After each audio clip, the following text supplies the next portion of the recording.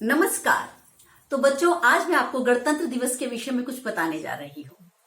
गणतंत्र दिवस की एक बहुत ही सुंदर कविता है जिसे लिखा है श्री रामधारी सिंह दिनकर ने। मैं पहले उनकी 4 पंक्तियां आपको सुनाना चाहूंगी, वहीं से हम लोग शुरुआत करेंगे। सदियों की ठंडी बुझी राख सुगबुगा उठी, मिट्टी सोने का ताज पहन इठलाती है। दो राह समय के रथ का घर घर नाद सुनो, सिंहासन खाली करो कि जनता आती है।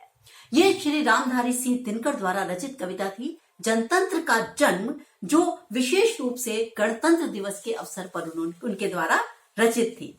तो बच्चों, 26 जनवरी के विषय में मैं आपको अब बताना शुरू करती हूँ। 26 जनवरी 1926 को, अभी मैं बात करी 1926 की, 1926 को रावी नदी के तट पर लाहौर कांग्रेस अधिवेशन में जवाहरलाल नेहरू के सभापतित्व में पूर्ण स्वाधीनता का प्रस्ताव पारित किया गया। उसी दिन भारतवासियों ने प्रतिज्ञा की कि हम शीघ्र अतिशीघ्र पूर्ण स्वतंत्रता प्राप्त करेंगे। अतः उसी दिन से प्रतिवर्ष 26 जनवरी को हमारे लिए राष्ट्रीय पर्व का रूप धारण कर चुकी थी। यानी 1926 से ही 26 जनवरी हमारे लिए विशेष दिवस बन चुका था। प्रतिवर्ष इस दिन प्रभात फेरियां निकाली जाती, झंडे का अभिवादन होता और राष्ट्रीय गीत गाए जाते। तो स्वाधीनता के उपरांत तो जो हमारे जो नेता थे उन सब ने सोचा कि जब हमने इस दिन के लिए कि विशेष दिवस निश्चित किया हुआ है तो क्यों ना हम अपना संविधान भी इसी दिन लागू करके इस दिवस को और विशिष्ट बना दें। ठीक है, तो ये है हमारी 26 जनवरी की कहानी। तब क्या हुआ कि स्वाधीनता के उपरांत 26 जनवरी 1950 को नया संविधान लागू हुआ और भारत पूर्ण प्रभुसत्ता संपन्न जनतंत्रात्मक गणराज्य बन गया। संयोग की बात यह है कि 20 वर्ष पूर्व जिनकी अध्यक्षता में स्वाधीनता का प्रस्ताव पारित हुआ था, वे नेहरू ही हमारे देश के प्रथम प्रधानमंत्री बने। और गणतंत्र दिवस एक राष्ट्रीय पर्व आज है। सभी नागरिक इसे उत्साह से मनाते हैं। जैसा कि आप सब जानते हैं, शासन की ओर से तैयारियां इसकी महीनों पहले से ही प्रारंभ हो जाती हैं। 26 जनवरी को देश के कोने कोने में उल्लास और हर्ष से मनाया जाता है। जैसे पहले प्रभात फेरियां निकलती थी, इसी प्रकार से आज भी प्रभात फेरियां निकाली जाती हैं। सरकारी तथा गैर सरकारी संस्थाओं पर राष्ट्र ध्वज फहराया जाता है और लोग ध्वज का अभिवादन करते हैं, राष्ट्रीय गीत गाते हैं। आप जानते हैं, आपके विद्यालयों में भी इसी प्रकार से इस उत्सव को मनाया जाता है। इसके उपरांत सड़कों पर परेड होती है। पुलिस तथा सेना के जवान परेड करते हुए निकलते हैं। इसके पश्चात कुछ मनोरंजक सांस्कृतिक झांकियां भी निकाली जाती हैं। स्कूल कॉलेज के छात्र छात्राएं इसमें शामिल होते हैं। बैंड बाजों की धुनों से आकाश गूंज उठता है और राष्ट्रीय ध्वज फहराया जाता है। जो हमारे राज्य हैं, प्रदेशों की राजधानियां हैं, उनमें राज्यपालों द्वारा ध्वज फहराया जाता है तथा स्वाधीनता की रक्षा की प्रतिज्ञा को पुनः दोहराया जाता है।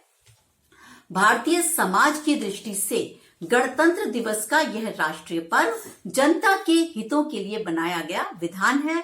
जहां जनता के असाधारण मौलिक अधिकार हैं, वहां उसके कर्तव्यों की भी एक लंबी श्रृंखला है। वास्तुतः तो ये दिन हमारे लिए बड़ी ही गरिमा का दिन है। तो अभी जो हम चर्चा कर रहे हैं कि हम मूल अधिकारों की और कर्तव्यों की, तो केवल आप ये देख लीजिए बच्चों कि केवल गणतंत्र दिवस मनाकर ही हम भारतीय अपने कर्तव्य की इतिश्री नहीं कर सकते। हमें अभी क्या करना है, हमें अपने देश की समस्याओं पर भी विचार करना है। बहुत सारी समस्याएं हमारे देश के भीतर हैं, जैसे कि महंगाई, जातिवाद, सांप्रदायिकता, दिन प्रतिदिन बलात्कार की बढ़ती घटनाएं, अस्वच्छता, काला धन, गरीबी, अशिक्षा। अभी हम बहुत सारी समस्याओं से जूझ रहे हैं। और हमारे संविधान में सबसे बड़ी बात क्या है कि केवल हम लोगों के लिए मूल अधिकार के लिए सरकार ने जगह नहीं रखी थी। जो हमारे डॉक्टर भीमराव अंबेडकर हैं, उन्होंने जिन्होंने संविधान बनाया था, उनके साथ हमारे पास एक लंबी श्रृंखला थी नैतिक कर्तव्यों की भी, जिसको कि हम पूरी तरीके से भूलते चले जा रहे हैं। तो मैं आपको ये बताना चाहती हूं कि मेरे और आपके सपनों का भारत ऐसा नहीं था जैसा कि आज हम पा रहे हैं। कैसे कि अनेक व्यक्ति यहाँ पर चोरी, बेईमानी, ठगी, आतंकवाद के रास्ते तलाश रहे हैं। सांप्रदायिकता, अलगाववाद, भाषा के नाम पर विभाजन, न जाने क्या क्या। तो क्या आप और मैंने इस भारत का सपना देखा था? नहीं, हमारे भारत का सपना कैसा था? जिसमें भय का नाम निशान तक नहीं होगा, जहां सभी धर्म और संप्रदाय के लोग मिलजुल कर रहेंगे। भाषा, धर्म और जाति के नाम पर किसी प्रकार का कोई विवाद नहीं होगा। हमारे सपनों का भारत में चारों ओर प्रेम, सत्य, अहिंसा और परोपकार की वर्षा होगी। हम जिस भारत के सपने देखते हैं वहां नेता और नौकरशाह गरीबों की जनता का शोषण नहीं करेंगे। उस भारत में किसी को भी रोटी, कपड़ा और मकान के लिए मोहताज नहीं होना पड़ेगा। सब लोग बल्कि ईमानदारी, लगन, परिश्रम और निष्ठा से अपना कार्य करेंगे। तो हम सभी के भारत में न्याय के लिए, सभी न्याय जो होगा वो सभी व्यक्तियों के लिए भी सुलभ होगा और चरित्रहीनों को कठोर दंड का प्रावधान होगा। शिक्षा और स्वास्थ्य की सुविधाएं सभी नागरिकों को उपलब्ध होंगी और जो हमारा भारत होगा वो सिर्फ हमारे लिए ही नहीं बल्कि पूरे विश्व की एक महाशक्ति बनेगा, जिससे दूसरे देश भी उसकी ओर नजर गड़ाकर देखते रहेंगे और चाहेंगे कि क्यों ना हम भारत जैसे देश के वासी बने। अब जो मैंने समस्याएं आपको बताई, इसमें एक सबसे बड़ी बात क्या है कि सुखद बात यह है कि कुछ तत्व ऐसे हैं जो एकता को तोड़ते हैं। हम बात कर रहे थे, लेकिन एकता को जहां तोड़ने वाले तत्व बढ़ रहे हैं, इसलिए कि सपनों के भारत को पाने के लिए हमारे लिए खुशी की बात यह है कि जितने ऐसे असामाजिक तत्व बढ़ते हैं उतनी ही दुगनी गति से एकता को बनाए रखने वाले तत्व भी बढ़ रहे हैं।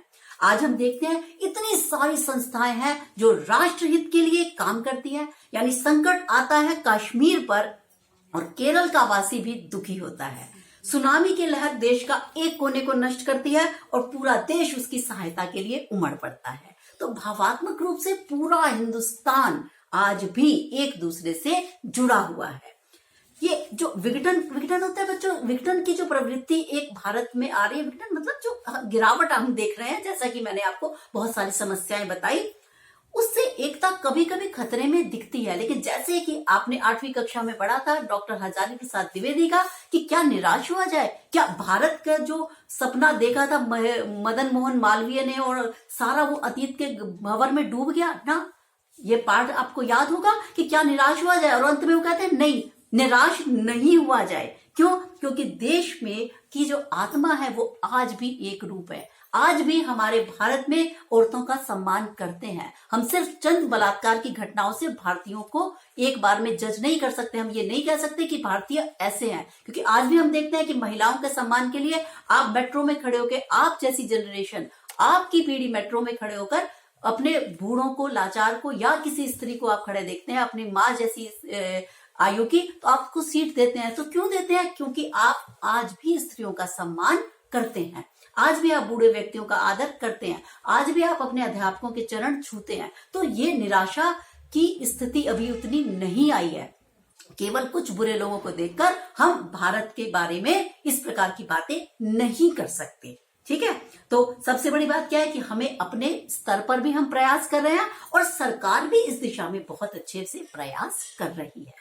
हमें याद रखना चाहिए बच्चों कि जो लोग जाति धर्म के नाम पर भड़का रहे हैं, हमें उनकी बातों में नहीं आना है। एक विनोबा भावे जी की बहुत अच्छी पंक्तियां हैं। उन्होंने कहा था, एक और एक मिलके 11 बन जाते हैं। यानी एकता, विशेष तौर पे जब हम राष्ट्रीयता की बात करते हैं तो हमें एक रहना है। तो ये पंक्ति मैं आपको बताऊं, बड़ी अविस्मरणीय है, जिसे आपको भूलना नहीं चाहिए।